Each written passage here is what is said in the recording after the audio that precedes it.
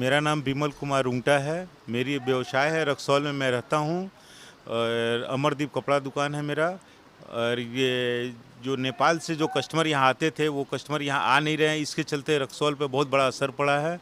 3 महीने से लॉकडाउन था, लॉकडाउन के चलते 2.5 महीना लगभग दुकानें बंद रहीं। ये 10-15 दिन 20 दिन से दुकानें खुली हैं लेकिन व्यापार नहीं है। और 90% कस्टमर नेपाल के हैं और नेपाल से ही आते थे। 10% कस्टमर जो हैं वो इंडिया से आते हैं, वो लोग अभी भी आ रहे हैं 10% 20%, लेकिन अभी भी 80% 90% कस्टमर नहीं हैं।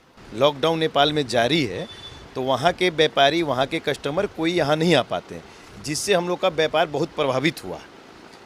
हम लोग जो यहाँ रेंटर भी हैं, जो हमारे जो स्टाफ हैं, हम लोग उसके सैलरी नहीं दे पा रहे हैं, मकान का हम लोग किराया नहीं दे पा रहे हैं। हाँ, ग्राहक को फ़ोन करते हैं, दुकान बंद है और चूँकि ये करीब लगभग 10 दिन हो गया वहाँ मार्केट खुले हुए।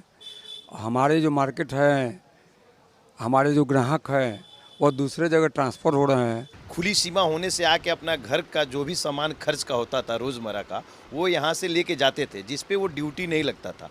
इसलिए वहाँ को इन लोग को सामान यहाँ पे सस्ता पड़ता था। और अभी उन लोग के सामने भी ये संकट आ गया है कि वो लोग वहाँ पे नेपाल में ही महंगा सामान वो खरीदना पड़ रहा है। नेपाल से चाहे वो मधेसी क्षेत्र के लोग हों, चाहे वो पहाड़ी क्षेत्र के लोग हों, सबसे हम लोग का मधुर संबंध है। लेकिन सरकार के इस अथी से अभी तक बंद है, जिसके चलते दोनों तरफ के लोगों को नुकसान है। वहाँ के लोग आज बहुत तरह के अभाव झेल रहे हैं। हम लोग यहाँ व्यापार का अभाव झेल रहा है।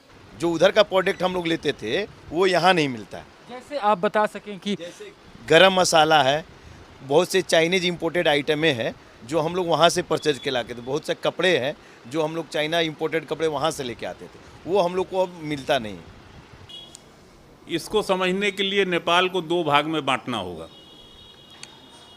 एक नेपाल का पहाड़ी क्षेत्र और एक मधेश का क्षेत्र जो तराई क्षेत्र है।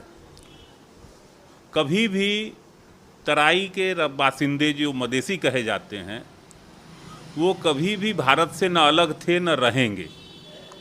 इनमें बेटी रोटी का जो रिश्ते की बात होती है, जो हमारे राजनाथ सिंह जी ने भी इसकी चर्चा की है विगत में, तो ये सैकड़ों नहीं हजारों वर्ष का रिश्ता है। राजनीति चलती रहती है। दिल्ली की राजनीति, काठमांडू की राजनीति के प्रभाव में आज तक इस सीमाई क्षेत्रों में कभी विवाद उत्पन्न नहीं हुआ था। आगे ऐसे व्यापारी सब में ऐसा संकट आएगा कि भविष्य में हम लोग चाहेंगे यहाँ से पलायन करना, कहीं भी दूसरे जगह जाके हम लोग अपना